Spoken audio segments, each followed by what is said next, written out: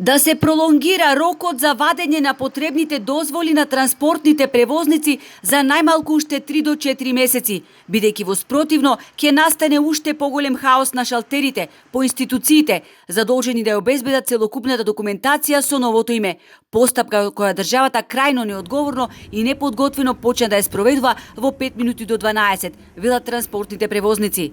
Најголемата грешка мислам дека државата ја направи што не почна навреме процедурата. Ево и со возачките. Можеше 2021 има возачки кај што пише Република Македонија, а името е сменато 2017. Значи требало да пише Република Северна Македонија да не биде ваков хаос. И во МВР хаос е, и за пашуши, и за сообраќајни, за све. Па сега најново има и на лепниците. Тоа уште е поголем проблем. Треба да се променат сообраќајните и возачките дозволи, потоа сертификатите на возачите, треба да ги промениме картичките за тапографите, пасошите за оние кои што патуваат, односно возат во странство, а тоа чини и пари и време.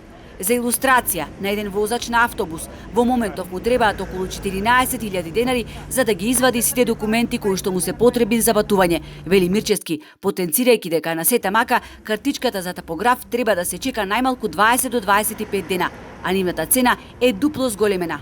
Истата чинеше 2300 денари, а сега 4600 денари, што е страшно висока сума на оваа скапотија.